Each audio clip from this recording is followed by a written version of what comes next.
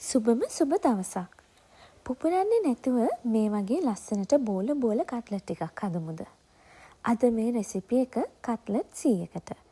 Cutlet ලස්සනට හදාගන්න tips ටිකකුත් එක්ක රෙසිපි එක බලමු එහෙනම්.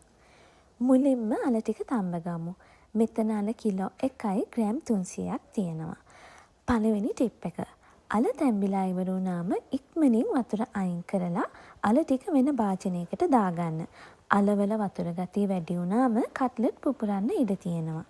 කුරුඳු කෑලි 2ක්, එනසාල් 6ක්, කරාබු නැටි 8ක් පොඩියට කොටාගෙන පැත්තකින් තියාගන්න.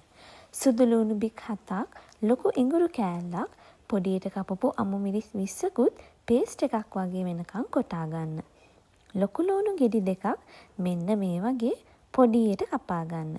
දෙවෙනි ටිප් එක. ලුණු හොඳටම පොඩියට කපා ගන්න කිව්වේ කෑලි ලොකු වුණාම කට්ලට් වල හිස් තැන් වලින් පුපුරන්න ඉඩ තියෙන නිසා.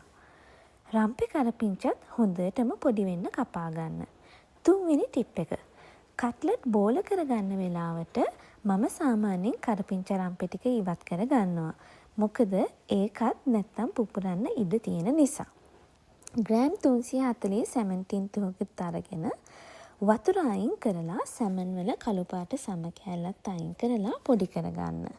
තම්බගත්ත අල ටිකත් පොඩි කෑලි වලට පොඩි කරගන්න.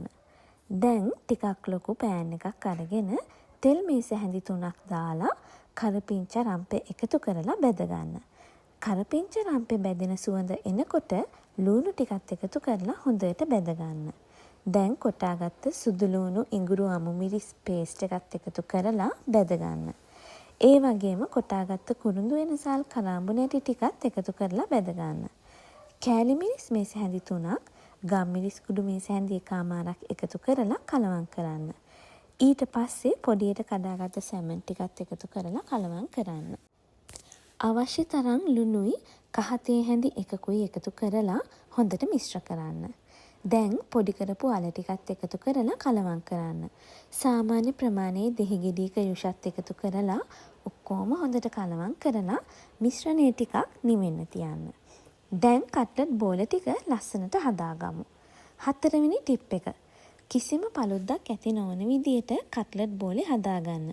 මොකද හිස් තැන් වලින් පුපුරන්න බලන නිසා. මේ කට්ලට් ටික මම පහුවෙන්දට ගන්න හදපු නිසා ලොකු කන්ටේනර් එකක දාලා ෆ්‍රිජ් එකේ නෝමල් කොටසෙ දැම්මා.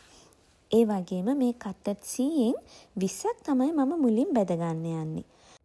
බිත්තර 3ක් හොඳට විස් කරලා බෝල් එකකට දාගන්න. කට්ලට් මුලින් බිත්තර සාරුවලත් ඊට පස්සේ පාන් කුඩු එකෙත් තවරගෙන බෝලේ හැඩේ එනකන් අතින් පොඩ්ඩක් හදාගන්න.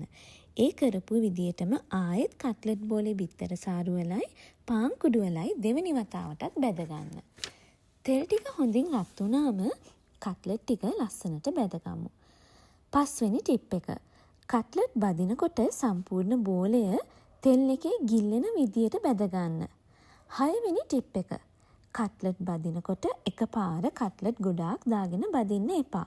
පොඩි ප්‍රමාණ වලින් දාගෙන කට්ලට් බදින්න. එහෙම නැත්නම් ගොඩාක් එකපාර දාගත්තොත් කට්ලට් පුපුරන්න ඉඩ තියෙනවා. ඉතින් මේ රෙසිපි එකට ඔයාලත් කට්ලට් හැදුවොත් වෙනදට වඩා කට්ලට් ලස්සනට හදාගත්තට කියලා මටත් කියන්නකෝ.